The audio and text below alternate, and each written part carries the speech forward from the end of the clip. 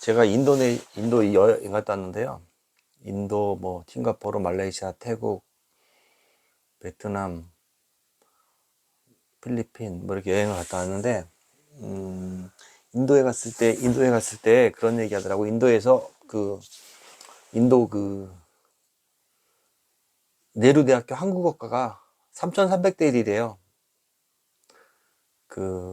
3,300대 1인 이유가 한국어가 옛날에는 그, 그렇게 인기가 많지 않았는데 지금은 어마어마한 사람들이 한국어를 전공하길 바란대요. 이게 왜 그러냐 했더니 한국어는 그전에는 한국 나라가 작잖아요.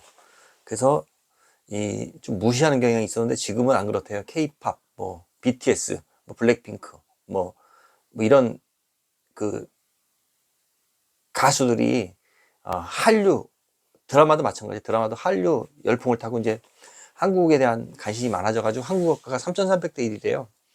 그래서 이게 내가 한국인으로서 이제 가서 여행을 다니잖아요. 그럼 너무 이게 좀 뿌듯한 거예요, 마음이. 그런 게 약간 있더라고요. 왜냐하면은 내가 그 나라 여행 갔을 때 우리나라가 무시받거나 이러면은 뭐 좀 개밥의 도토리처럼 좀 약간 좀 안 좋잖아요. 기분이. 근데 이제 한국인이라면은 이렇게 되게 뭐 말을 걸어보고 싶어 한다든가 뭐 얘기를 하고 싶어 한다든가 사진을 찍고 싶어 한다든가 그냥 한국인이란 이유 하나로 그냥 그렇게 지금 한국인을 대하는 태도가 많이 달라졌어요, 인도에. 그래서 한국어과가 3,300대 1이면 어마어마한 경쟁률이거든요. 뭐 거기는 대학교도 얼마나 유명하지만은 뭐 한국의 인류대학교처럼 거기도 인도에서 대학교가 다 모든 과가 다 유명하지만은 특히 한국어과가 3,300대 1이라는 게 그게 참 3,300대 1이면 어마어마한 거예요.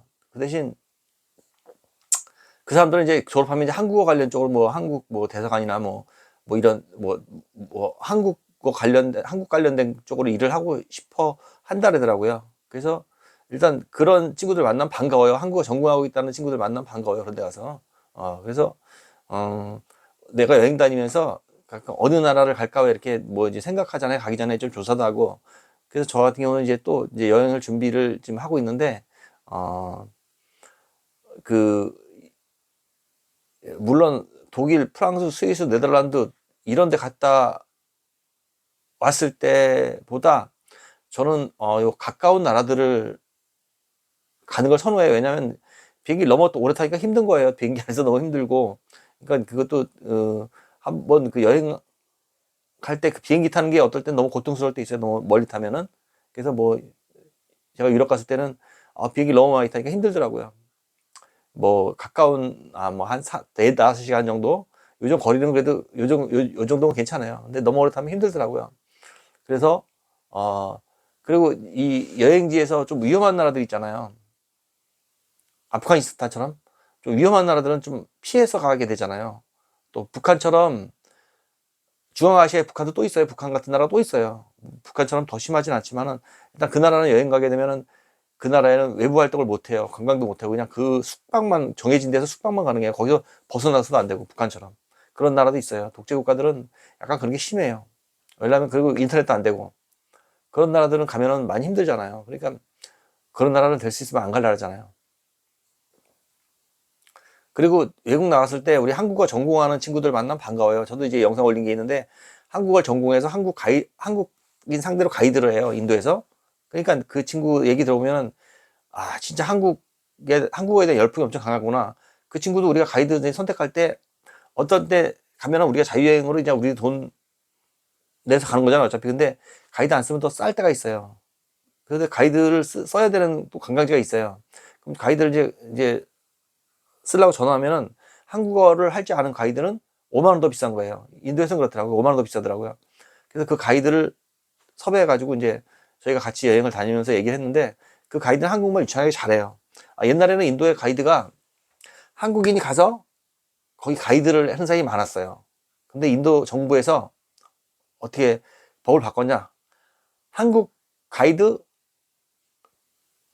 한국인이 와서 가이드하는 걸 법으로 금지했어요. 그러니까 그 나라 사람들이 한국어를 배워가지고 가이드를 하게끔 법을 만들었어요. 왜냐면 그 나라에서도 한국어 전공하는 사람이 어마어마하게 많으니까 그거는 그 나라 입장에서는 맞는 것 같아요, 저도. 그게 그런 원리랑 똑같은 것 같아요.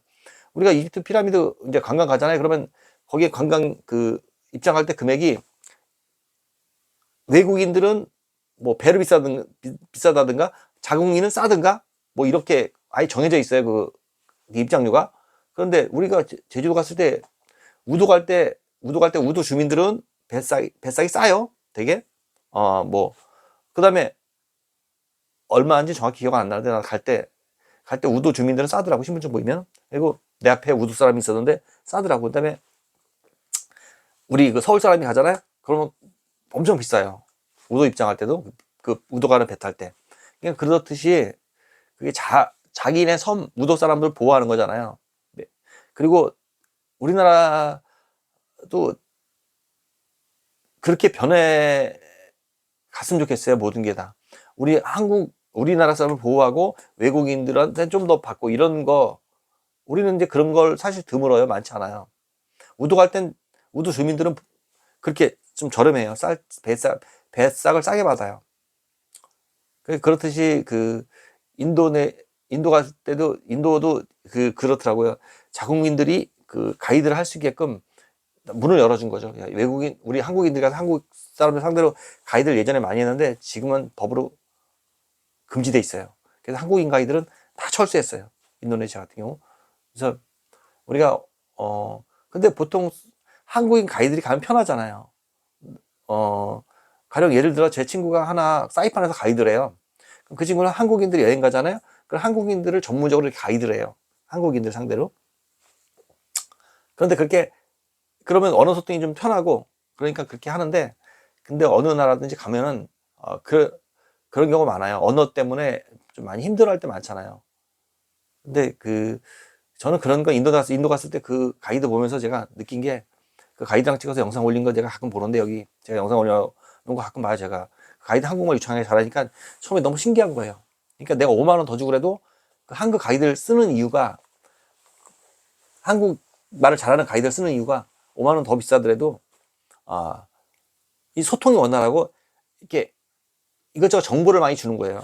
뭐 그런 거라든가 아까 그 한국어과가 그 인도의 대학교 유명한 대학교 한국어과가 3,300대 1이라고 이렇게 얘기하는 것처럼 엄청 그런 정보를 많이 얘기를 해주고 이 사람들이 그만큼 충분히 더 많이 이렇게 뭐랄까 이렇게 정보를 많이 주고 많이 재밌게 해주는 것 같아요. 알차게 여행을 갔다가. 그래서 그렇게 사람들이 5만 원 더 주고 그래도 한국 말을 할 수 있는 가이드를 쓰는 것 같아요. 저는 서울서 개인 택시 하는데 일단 지금 생각엔 개인 택시보다는 좀 여행을 많이 다녀가지고 좀 많이 이렇게 좀 생각이 그랬어요. 원래 여행을 많이 다녀서 좀 재밌게 살아보자. 그래서 그런 생각을 갖고 이제 뭐 아내랑 같이 뭐 그렇게 여행을 다니는데 그게 또 여행도 가면요 한 일주일 있잖아요. 그럼 한국에 또 오고 싶어요. 그러면 한국에 가서 또 한국에서 이렇게 또 오면 일단 서울서 개인 택시 하니까 또 왔다 갔다 일을 해요. 그러면은 일을 하면은 뭐랄까 한동안 나가기 싫어요. 그러니까 여행 갔다 오잖아요. 한동안 나가기 싫어요. 외국에. 그러면 또 이제 또 어느 정도 되면 또 이제 나가고 싶을 때가 있는데 아무튼 아무튼 나는 이민 가서 사는 사람들 보면은 참 대단하다고 생각해요. 우리 뭐 캐나다든 미국이든 뭐 어디든 어느 나라든 이민 가서 많이 살잖아요. 대단한 것 같아요. 저 같은 경우 이민 가서 못 살 것 같아요. 왜냐면 뭐 엄마 아버지 돌아가셨지만은 이 고향이라는 게 저 같은 경우 또 시골에서 태어나가지고 충북 충주 시골이어가지고 고향이라는 게 그렇게 가고 싶어요. 지금은 이제 엄마 아버지 살던 집을 월세를 줬는데 그렇게 가고 싶어요. 지금도 가고 싶어요. 그래서 고향이라는 게 그런 것 같아요. 그래서 난 이 땅을 떠나서 사는 사람들 보면은 아마 나처럼 시골에서 태어난 사람들은 더 많지 않은 것 같아요. 더 고향을 너무 더 그리워하게 되는 것 같아요. 이 도심에서 태어나거나 이런 사람이 또 이민을 가서 살면 다 잘 적응하고 더 적응 잘하는 것 같아요. 일단 저 같은 경우는 이민 같은 거는 진짜 생각도 안 해본 것 같아요. 가서 살지도 못할 것 같고 옛날에 타령했을 때 그런 생각을 했어요. 밀항해서 딴 나라 가서 살까? 그런 생각 하잖아요. 신분이 없으니까 고통스럽잖아요 그때는. 그래서 그런 생각을 많이 했었는데 가는 방법을 몰랐죠, 루트를 갔다. 아마 알았으면 갔을지도 몰라요. 그때 당시에 너무 힘들어가지고. 그때 뭐 세상과 이별하고 싶었으니까 죽고 싶었고. 그래도 그 고비가 냉겨주면 또 살게 되더라고요. 아무튼 그래서 여러 가지 생각을 해봤습니다. 예, 오늘도 참 좋은 하루 되세요. 예, 감사합니다. 고맙습니다. 감사합니다. 고맙습니다. 감사합니다.